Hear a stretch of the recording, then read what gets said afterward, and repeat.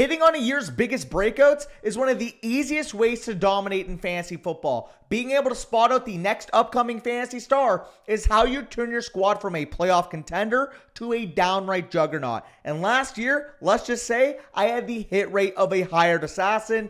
In that video last year, I had Jackson Smith and Jigba, James Cook, Devon Achane, all smashed their ADPs, and Rashee Rice was well on his way to doing so prior to his ACL tear. Who are my shouts to do it this year? Let's start with the newest Dallas Cowboy, George Pickens. And you guys seriously didn't think I would start anywhere else, right? Because with George Pickens, he has averaged 65.8 receiving yards per game in the last 2 seasons, and he just posted his career best metrics as a separator, according to Matt Harmon on reception perception. If you guys go to his RP profile, 74th percentile against man, 83rd percentile against press in the 2024 NFL season. And from a stylistic standpoint, Dak Prescott is at his best when he has a vertical X wide receiver who can take the top off of a defense. Something this offense has not had since Michael Gallup tore his ACL against the Cardinals in 2021. And now you enter George Pickens, who on his own right hasn't been in a situation remotely similar to this version of the Dallas Cowboys. He has never seen a pass game projection like what the 2025 Dallas Cowboys represent. The Steelers quarterbacks have thrown 46 touchdowns in the last 3 seasons. Dak Prescott in 2023 alone had 36 passing touchdowns. When Pickens is healthy and when Pickens is motivated, we saw him take his game to the next level in 2024. He posted a near 28% target share and a 2.48 yards per route run. And he now goes to an offense that will provide him plenty more routes to run in 2025. We saw in 2024 under 29 routes run per game versus in CeeDee Lamb's last 2 years with Dak Prescott, he has been at about 36 routes run per game. And with Dallas, they've been atop of the league in neutral pass rate for the last couple of years, especially when Dak is healthy. In fact, they are the #1 team in expected wide receiver points over this stretch, as per this tweet from Hayden Winks. And trust me, as a sad Cowboys fan, following this Micah Parsons trade, I can confirm that we will need to score at will in order to win games in 2025. Yes, CeeDee Lamb, he is the alpha wide receiver 1. There is no debate here, but the gravity he commands benefits George Pickens in the context of this offense. Think of what Jamar Chase does to open up T. Higgins. T. Higgins last year, wide receiver 5 in points per game, in a season that Jamar Chase was the Triple Crown winner. CeeDee Lamb can very well do the same for George Pickens. They win in different portions of the field, and there is more than enough volume to go between these top 2 Cowboys targets. Sounds like Pickens is happy in Dallas, and the mental has been completely reset. As we know, when George Pickens is locked in, he's shown there's so much meat left on the bone for what he has to his game. The upside is literally what T. Higgins accomplished last year. Bad defense, throw from behind type of scripts, and we saw T. Higgins post over 18 PPR points per game. I would not be shocked, and in fact, I expect George Pickens to take a huge leap this year. Joe Burrow, like Dak Prescott, one of the best pocket passers in the league. You can expect about 4,500 yards and 30-plus passing touchdowns as long as Prescott is healthy this season. But moving on to my number 4 breakout, I go to my 4th round selection in the Flock League. At the 411, I got my guy, Travis Hunter of the Jacksonville Jaguars. A guy that I have 21 spots ranked ahead of where his current ADP lies. 39th overall player on my board. He goes off the board 60th overall multi-site ADP. And my excitement for Hunter started the moment I watched him for our 2025 Dynasty Guide. The moment that I watched Travis Hunter play football, there was no doubt in my mind this is one of the premier wide receiver prospects the NFL has ever seen. An elite separator who just posted a near 69% contested catch rate at 185 pounds. Unicorn is really the only word we can use to describe the caliber of talent that Travis Hunter represents. My comp for him in the Dynasty cycle was quite literally Odell Beckham Jr. The compete level at the catch point, the ease both before and after the catch.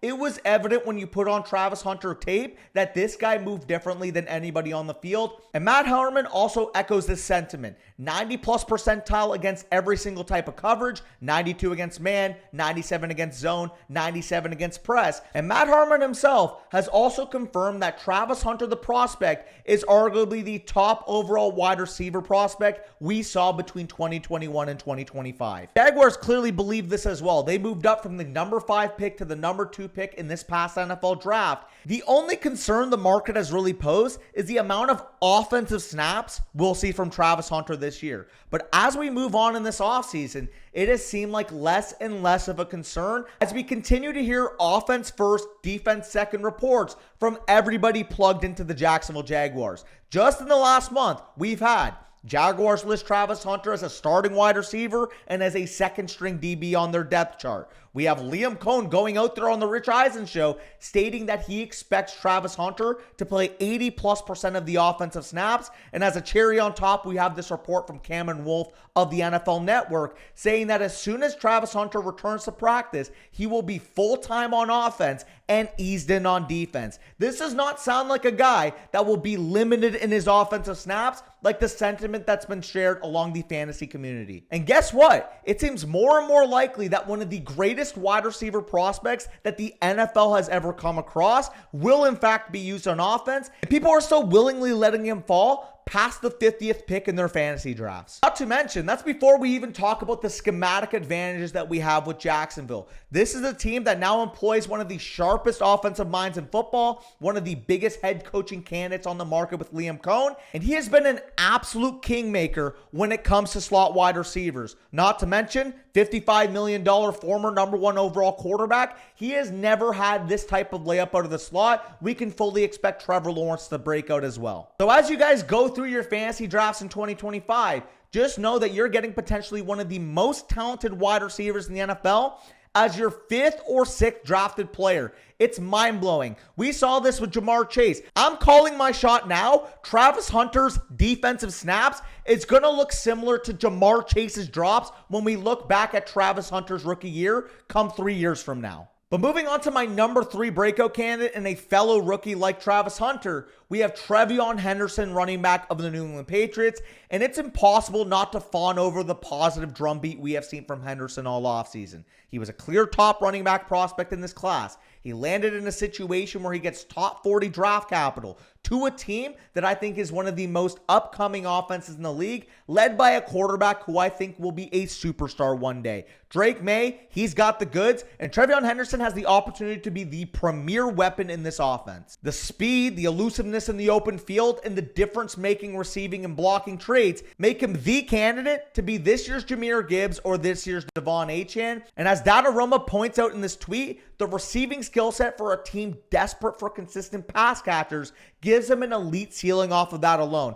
After all, he's playing for Josh McDaniels. Josh McDaniels oversaw a season where James White was a top 12 running back in points per game on less than 500 rushing yards. 123 targets, 87 receptions in that season, and you can argue Trevion Henderson is an even more talented pass catcher out of the backfield. And off of that alone, even if we could only expect, 40% of the team carries, he would still be a must-draft mid-round running back. But the reason the buzz has continued to build for Trevion Henderson is the potential opportunity for him to grab a hold of that majority carry share from day one. Something that guys like Gibbs, Achane, Swift, and Bucky Irving all didn't have to start their rookie seasons. And with Trevion Henderson, he was literally on our video a few weeks ago. 10 players skyrocketing after that preseason week 1.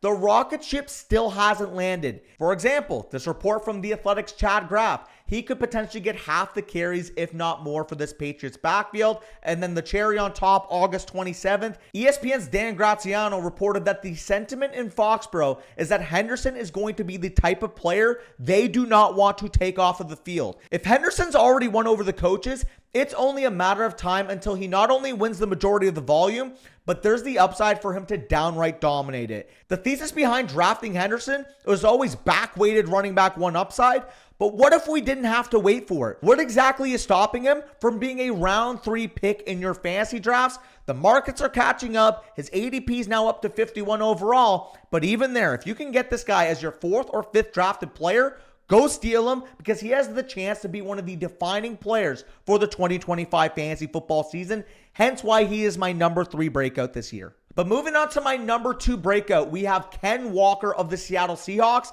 a guy that I've continually risen on the more I've dug into his fit with the new version of this 2025 Seattle Seahawks offense. And entering year 4, Kenneth Walker has the chance to not only have his best season as a pro, but there is legit 20 plus point per game upside here. In 2024, he had a career high 4.82 targets per game and 16.5 PPR points per game. However, when you isolate it to prior to the team's bye week, once, Ken Walker was dealing with injuries, the offensive line was an absolute mess, he was a 19.1 PPR point per game scorer in that stretch. And in that stretch before the bye week, 19 opportunities per game. While Charbonnet's kind of getting, some positive buzz with Kenneth Walker's sideline this offseason, don't get it twisted. When K9 is healthy, this is K9's backfield. In the 25 games that Zach Charbonnet has played in his career with Kenneth Walker, he has only averaged about 33 yards from scrimmage per game versus when Ken Walker is out. That's when we see Zach Charbonnet have his big time weeks. It is clear, it is apparent, Zach Charbonnet is the handcuff. Kenneth Walker is the back to own the RB1 for the Seattle Seahawks. Because when he's healthy, he is indeed the bread and butter of this offense, as quoted from Jackson Smith and Jigba, for an offense that has a coaching staff who has gushed over creating a physical identity and running the football in 2025. And from a schematic standpoint, Walker is the exact archetype that Kubiak wants. Extremely elusive wide zone runner who was the single best charted runner in 2024 at avoiding tackles. He is a match made in heaven for this Kubiak scheme, who just helped Alvin Kamara to an 18.9 PPR point per game season and his most efficient season as a pro in 4 years. And when Kamara was upright, he was one of the premier bell cows in the NFL. 317 opportunities in 14 games played. If Walker can stay upright, Kubiak has a proven track record of elevating his run game. Because typically your chances of becoming a league winner jump dramatically when attached to an offense tied to the McShanahan tree. As you can see from this tweet from Ryan Heath, 23 of the 43 league winners since 2022 have come in a McShanahan tree offense. And a little bit of backstory with Clint Kubiak, he was a longtime assistant of Kyle Shanahan, and he is the son of Gary Kubiak, one of the most innovative offensive minds we have seen in NFL history. He was legit the offensive coordinator for Mike Shanahan during the Broncos' offensive dominance in the late 90s. It's the new NFL, but the rushing success we saw with those Broncos teams has translated to the modern NFL. It's the makeup of some of the best easy button offenses we have in the NFL today. And this tree has absolutely run the NFL for decades, and Clint Kubiak himself appears next on the list as a hot head coaching hire should he have a successful season in 2025 with Seattle. We saw last year in 2024, that Saints offense exceeded expectations. And he has plenty of more talent to work with this new Seattle Seahawks team. And the Seahawks, they go out this offseason, they improve their offensive line. Starting right tackle Abraham Lucas slated back after missing 10 games last year. And in the NFL draft, they grab a zone blocking center with Gray's able to start in the interior. A match made in heaven for what Kubiak wants to run up front. And when we look at just how successful the Seahawks have been this preseason at running the football,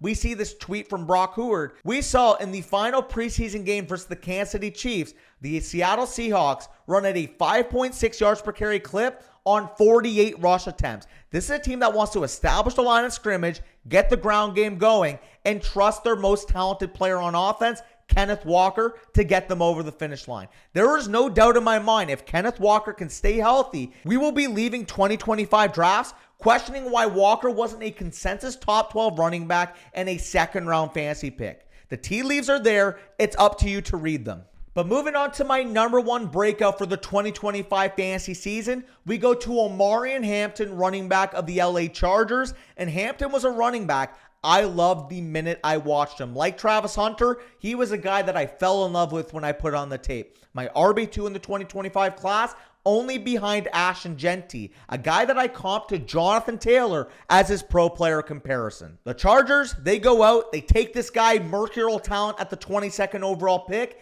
even despite having signed Najee Harris in the offseason. And while Najee has missed all of training camp with an eye injury, the 6-foot, 220-pound former Tar Heel workhorse has gotten every opportunity to impress the coaching staff, and we already have a report from offense coordinator Greg Roman calling him the total package. He's the type of running back you run your offense through, and he's doing so for an offense tethered to one of the best quarterbacks in the league with Justin Herbert. And speaking of Greg Roman, the numbers speak for themselves in regards to his rushing offense during his Baltimore tenure. A top 3 rushing offense in yards per game each and every single season as their OC, and a predominant gap scheme coach. He led one of the most downhill, ruthless, physical rushing attacks during his time with Baltimore. And Omarion Hampton was made in a lab to dominate in a gap scheme. When he gets ahead of steam, there aren't many backs in the world who are able to bounce off tackles like Omarion Hampton, as Steven points out. One thing I loved about Omarion Hampton was his ability to create between the A-gaps.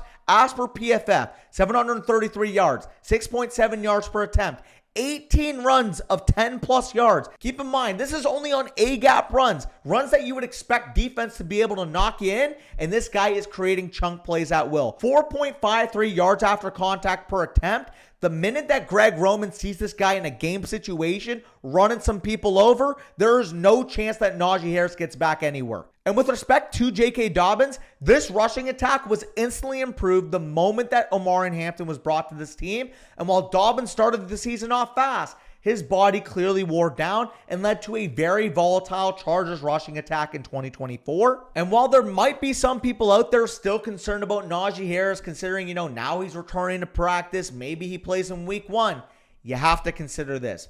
Najee Harris, like Omarion Hampton, is in his first year with this coaching staff. He had a full offseason out following a fireworks incident that didn't have to do with team activity. And now Omarion Hampton has spent far more time with this coaching staff, getting to show them what he's capable of. And it was always an inevitable of when, not if, Omarion Hampton would become this team's bell cow.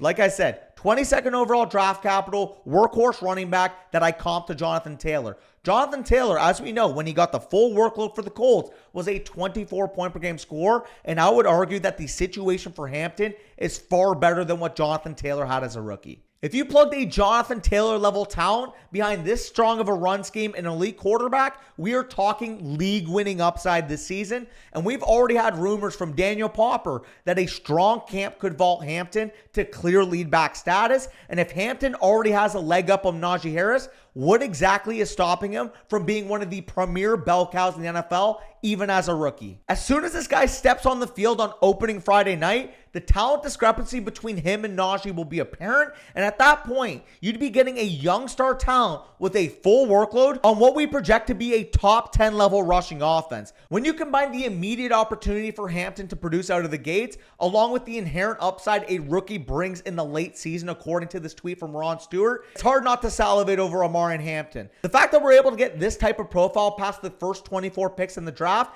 makes him my #1 breakout candidate. If you can smash the draft button on Hampton anywhere past round 2, like I said, the week 17 version of yourself will be thanking you. When you have a top 5, top 6 level running back projection in championship in week 17, just thank me for telling you to draft Omarion Hampton round 3 on. But this marks the end of today's video. If you guys enjoyed, make sure you leave a like down below and comment your biggest breakout for 2025 fantasy football. If you guys want access to all of our rankings, all 4 guides of the creators on flockfantasy.com, as well as a free start, sit, plus trade voucher in season, join the season pass on flockfantasy.com. If you guys use promo code FSC, you'll get 30% off. $50 normally, code FSC. You'll be able to get access to the site August through January for $34, the single best deal in the fantasy industry. Also, if you're new, go draft these players now over on Underdog. Promo code FSC. If you guys play just $5, you guys can get up to $50 in bonus funds to use on your favorite players in week 1.